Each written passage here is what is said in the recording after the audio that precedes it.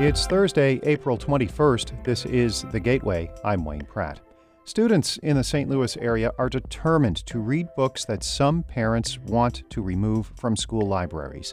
They say it will provide a fuller picture of race in America. I feel like different perspectives are necessary to accurately portray history. St. Louis Public Radio's Andrea Henderson will have that story in just a few minutes. A bill funding Missouri's charter schools is another step closer to becoming law. The Senate has passed legislation that includes a major funding change from a bill already approved by the House.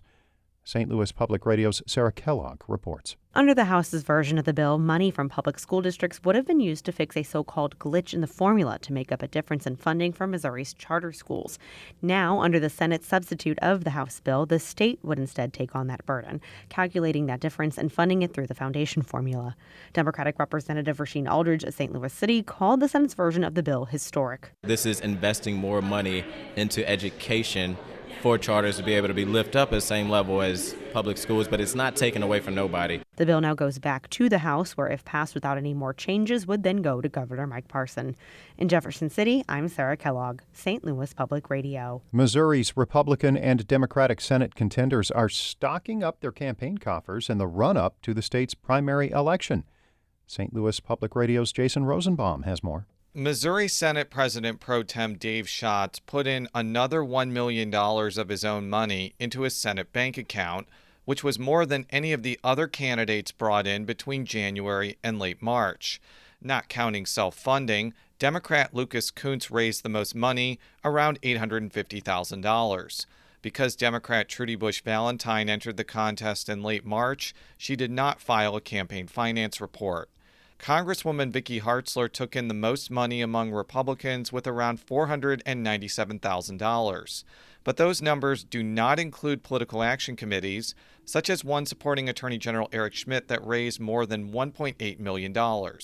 I'm Jason Rosenbaum, St. Louis Public Radio. The St. Louis Health Department plans to hire 22 employees and create a new behavioral health unit in the next fiscal year. Funding for the expansion is part of the city's proposed $1.2 billion budget, which is going up about 5%. City officials presented the proposal yesterday to the Board of Estimate and Apportionment. It includes money for pay raises in all city departments. If approved, the budget will fund new positions in various departments, including public safety and government. The city's budget director says the financial blueprint does not rely on American Rescue Plan Act funds. The number of COVID-19 cases is on the rise again in St. Louis County. The county's health department says an average of about 100 people a day are testing positive for coronavirus. The highest increases are in the central and west parts of the county. Health officials call the rise, quote, concerning, but say hospitalizations and deaths related to COVID-19 remain low. St. Louis University is making it easier for student athletes to strike name, image, and likeness deals with local businesses, donors, and alumni. The university has launched the Billiken Exchange. That's a website connecting student athletes with prospective business partners, and it handles payments between the parties. Missouri is among the more than 24 states now allowing college athletes to cash in on NIL sponsorship deals. Patrick Risch is the director of the sports business program at Washington University. You see the benefits to the student athletes and to the school to create and take advantage of existing partnerships, existing relationships to foster, hopefully, for the Billikens, more opportunities for their student athletes. Analysts project college athletes throughout the U.S. will receive hundreds of millions of dollars in NIL contracts this year.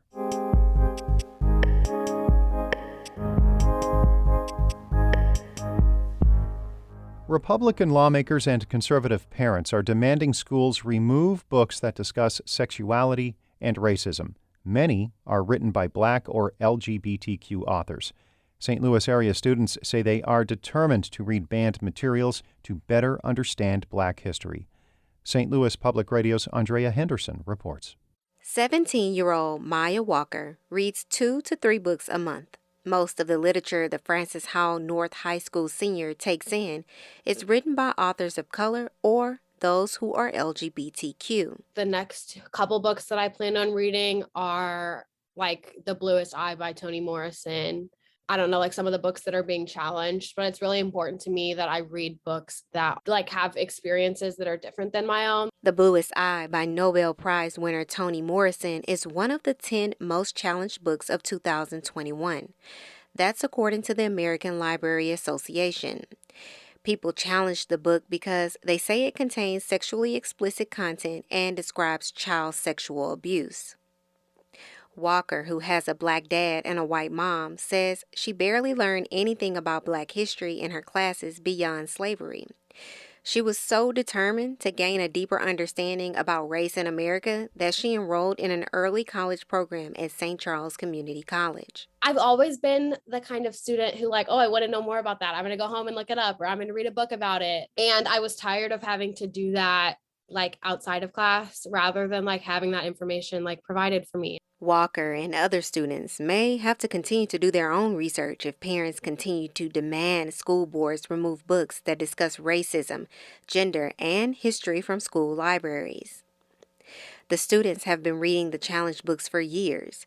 They say parents and lawmakers are trying to keep them from learning by banning books, especially by Black authors. University City High School junior Muhammad Lee and his classmates want to read books like Stamped by Ibram X. Kendi and Jason Reynolds. It examines racism and identifies ways to become an anti-racist.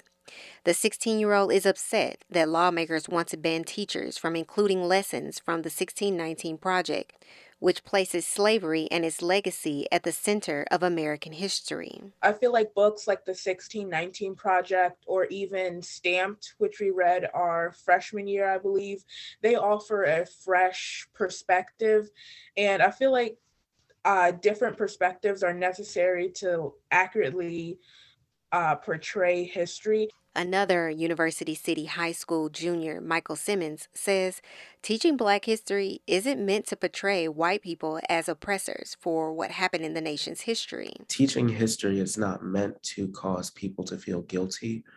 It's not meant to label certain people as certain things. It's simply just meant to teach us where we come from, even though those things may be hard to grapple. It's the truth. Some conservative parents are also questioning superintendents and their curriculums. They want more control over what their children learn, but Sharonica Harden-Bartley isn't bowing to that pressure. The University City District School superintendent encourages teachers to prepare lessons that support Black voices. Our goal is not to be polarizing, it's not to be rebellious, it's not to really be controversial.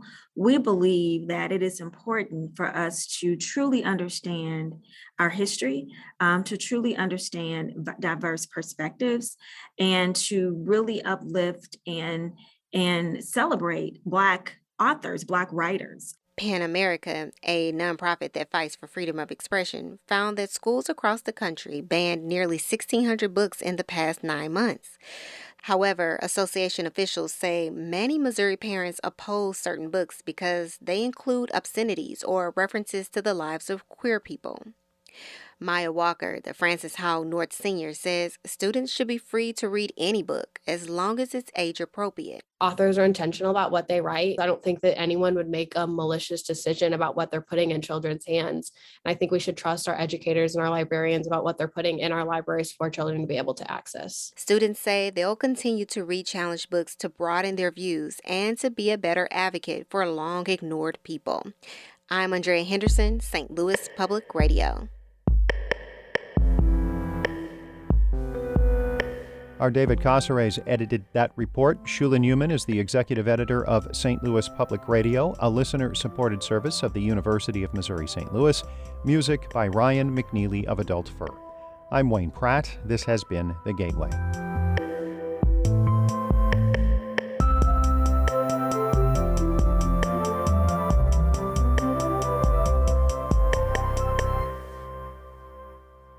Support comes from the Missouri Forest Products Association, committed to conservation and careful management of the state's forests to make them more resilient and better habitats for wildlife.